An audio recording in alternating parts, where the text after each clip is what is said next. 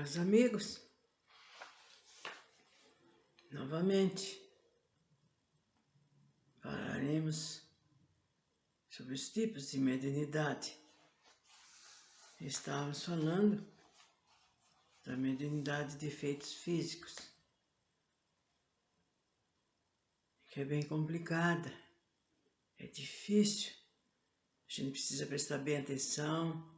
Também tem uns termos das quais a gente não conhece, né? Então, a gente tem que escutar, pensar, organizar nosso pensamento, nossa maneira de ser. E assim, procurar entender, procurar ver como se procede. Então, estávamos falando do grupo de trabalhadores, como que entre eles existe um coordenador. E a tarefa dele é de ensinar os espíritos comunicantes a manejarem as cordas vocais dos médiuns pela condensação do ectoplasma, ou então moverem a máscara com aparelho de fonação.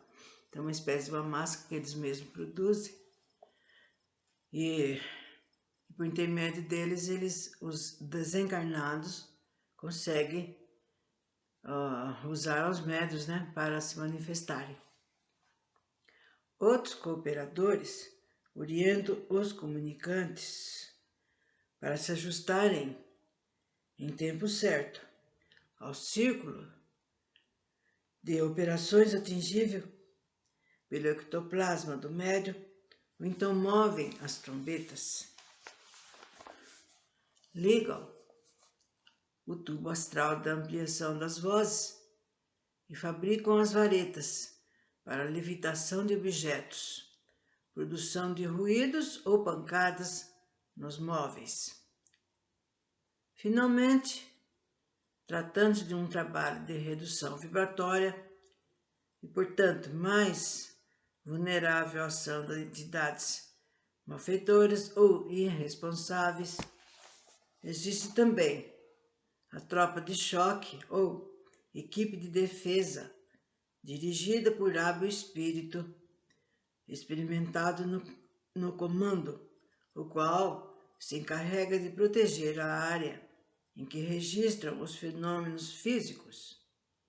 E é necessário não esquecer o elemento que serve de ligação entre os desencarnados e os encarnados, espécie de sentinela encarregada de avisar os técnicos siderais de quando vai se realizar uma sessão a fim deles se efetuarem, né, as providências de higiene do ambiente, proteção fluídica, ionização, recursos preventivos contra as emanações tóxicas dos assistentes viciosos.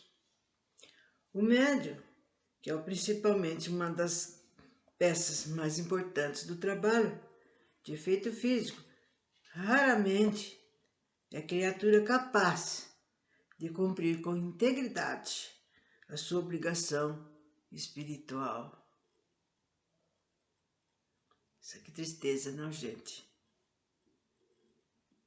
Que tristeza.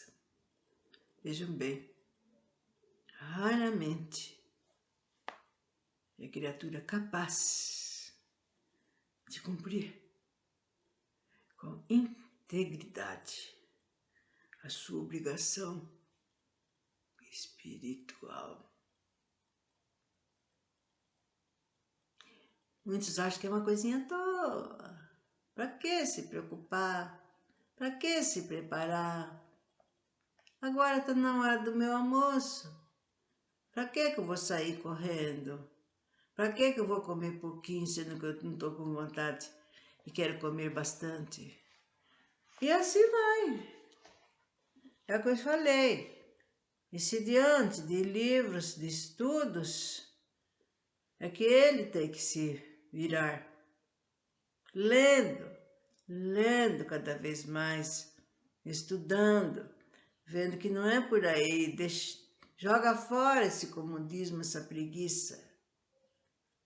porque daí não sai nada, não nasce nada. E aí nem aparece. Às vezes, gente, tem trabalhos que aquele tem um espírito que necessita, né, dar um aviso, falar alguma coisa, e aquele, porque não são todos médios que dá para receber espírito, precisa ter é difícil também explicar, né? Precisa ter uma energia, um tipo de energia, há um acasalamento fluídico entre o médium que vai trabalhar e aquele espírito com quem vai se comunicar, porque não são todos. Não é porque ele é médico que ele vai dar passagem para todos, não, gente, para aqueles que só pode ser dados passagem. E chega naquele bendito dia, naquela hora, onde está o médium? Ah, tive que viajar. Ah, tinha um jogo lá, um time meu favorito. Imagina se eu deixar de torcer. E assim vai, quer dizer que isso mostra que ele não está tendo uma noção da importância. Que ele não está sabendo por que ele tem que trabalhar como médium. Ele acha que é uma coisinha trivial, à toa. Para que correr? Para que pensar? Para que estudar? Que besteira, eles falam. E assim vai caminhando a humanidade, como aquele filme dizia. Assim caminha a humanidade. E caminha mesmo, pior que isso. Vai caminhando, não tendo pessoas com a vontade verdadeira mesmo, né? A vontade verdadeira. Ele acha que ele é importante ali, que ele vai quando ele quer, que ele vê que dá para ir. E não é por aí, não é. Nós somos espíritos que fomos favorecidos com a mediunidade. Favorecidos. Deus nos deu essa bênção da gente vir médium para resgatar um passado delituoso. Nós não vemos aqui para brincar de status, não. Ah, eu recebo caboclo, que dois chefes dos chefes, além do chefe. E daí? O que você faz? Eu falo. Ah, eu recebo ele. Eu falei, sim, no que você faz para se preparar para dar uma boa incorporação? Nada. O que você sabe a respeito da sua mediunidade? Nada. E assim vai, gente. É por isso que eu venho. Dá até ideia de quanto que a gente é chata. De tanto que fala, vai atrás, vai atrás. A mesma coisa quando a mãe vê que o filhinho pequeno não está obedecendo, vai se machucar, vai quebrar a cara naquilo ali. Então ela alerta, não faça isso, não faça aquilo, né? Está na hora de estudar, está na hora de seguir a sua obrigação. É a mesma coisa. Por quê? A maioria não se empolga, não tem vontade, acha uma coisa chata, um monte de coisa. Mas só que quando passa por lado de lá, aí que vê. Aí é aquele negócio. É aquele desespero, aquele remorso infindo, que não vai resolver nada. E além disso, você já deve ter visto que é difícil reencarnar. Não é assim, eu vou indo, tô indo.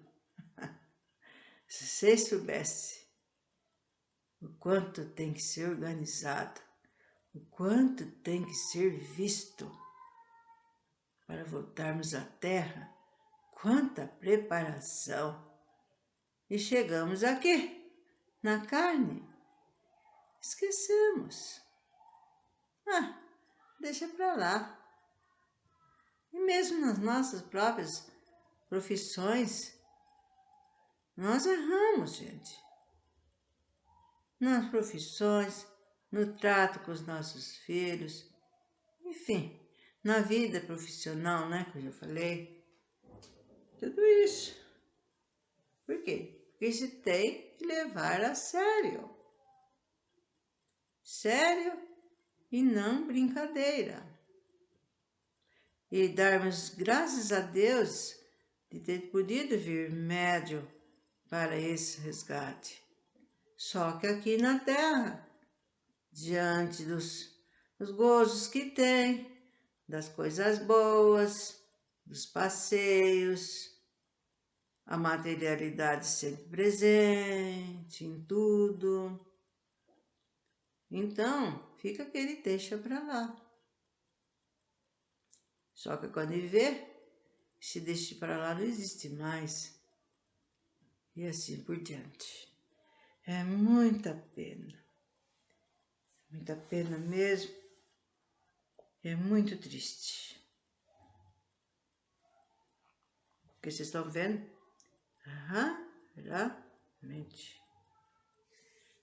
Essa criatura, ela não cumpre aquilo que ela tem que fazer. Que além de ler, além de procurar, além de não pesquisar, ele não tem um negócio chamado vontade. Sendo homem, ou ser independente, vivendo no mundo físico, a seu modo, é muitas vezes de conduta e sentimento até opostos à exigência do intercâmbio com o além, e constitui então uma barreira com as entidades técnicas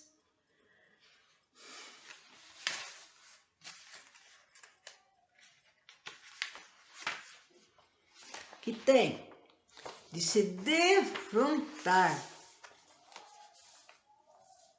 num labor heróico. Há médios de todos os tipos.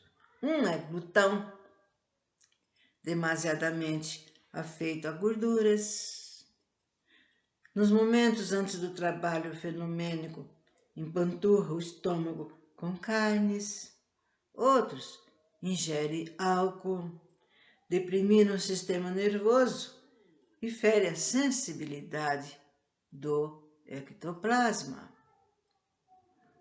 O medianeiro, esquecido do compromisso, assumido no espaço, frequenta lugares variados, principalmente viciados, e une-se então às más companhias e cerca-se de entidades malévolas que tentam isolá-lo de sua atuação útil.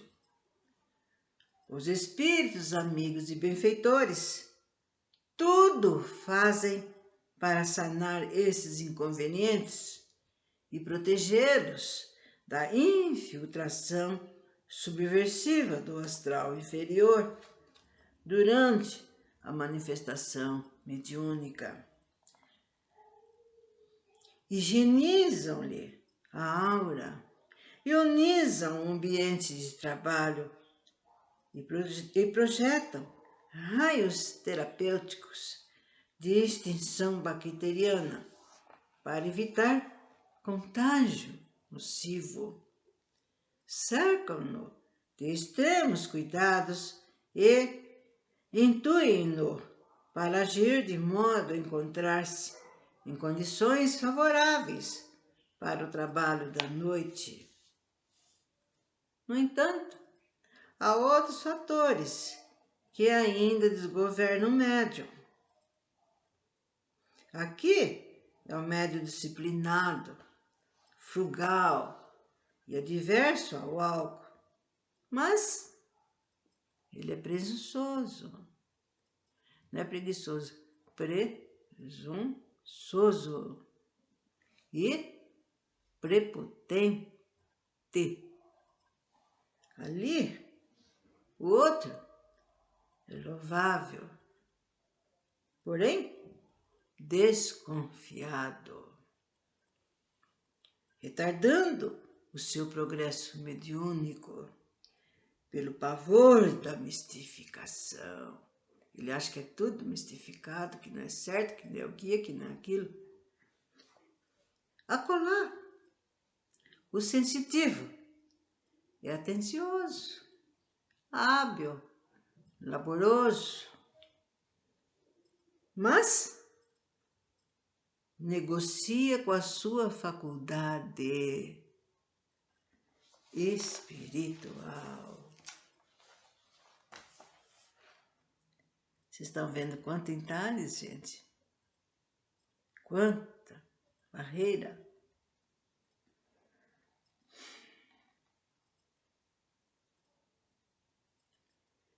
Quando os espíritos guias dos trabalhos fenomênicos conseguem dispor de medianeiros razoáveis e bem intencionados, eis que se exaurem para então ajustar os frequentadores ávidos de fenômenos, mas quase sempre os principais causadores dos fracassos. Há entre eles os alcoólatras, que intoxicam o ambiente, os glutões, cujo estômago é sarcófago de vísceras, os sexuais, cuja ficou presa, ele é uma presa, né? Para as aventuras e excitações ocorridas, hora antes do trabalho. Afora esses adversários do sucesso da fenomenologia mediúnica, ainda é preciso contar-se com sarcásticos que depois achincalham quem os serviu.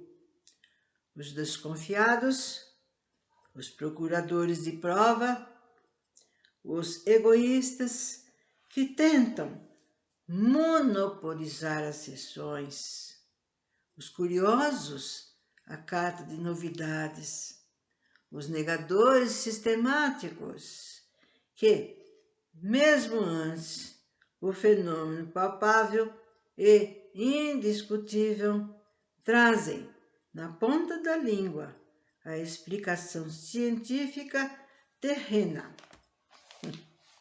Os capciosos, que invertem o sentido do que observam. Os fiscais gratuitos, que buscam mistificação em toda oscilação mediúnica. Os intelectuais exigentes da minúcia descritiva. Finalmente, há de contar com os decepcionados, que apesar de toda a sua fé, não viram e nem falaram com os parentes desencarnados. E os interesseiros, que esperam dos desencarnados as soluções diretas e os conselhos seguros para os seus interesses particulares. Além disso, alguns outros participam das sessões de efeitos físicos depois de acaloradas discussões que teve em seu lar com seus familiares, ou então com o chefe do seu serviço, com um companheiro do seu trabalho. Então, ele já vai quente dar a sua participação no trabalho, onde deverá reinar paz, harmonia, ordem.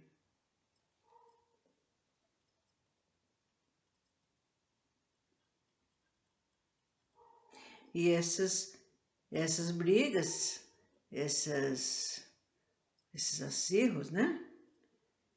Só serve para carregar o ambiente de fluidos, gente, pesados, fluidos de irascibilidade ou violência, enquanto o vidon, que o éter, desempenha função de suma importância na transmissão dos fenômenos para a tela física. E eles fazem tudo dessa maneira para atrapalhar tudo. Tais atitudes e viciações exercem forte influência nociva na produção dos fenômenos mediúnicos e não só enfraquece o nível fluídico do ambiente, como ainda reduzem a qualidade do ectoplasma. A esfera mental do médium, em transe, é o centro convergente de todas as operações no tocante aos fenômenos físicos, por cujo motivo os raios mentais nocivos e as explosões emotivas dos assistentes ferem-no de modo a imprimir direção contrária à desejada pelos espíritos comunicantes.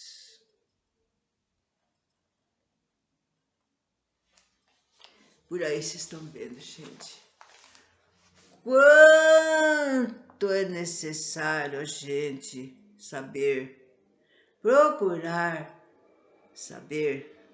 Porque muitos acham, o que tem que comer?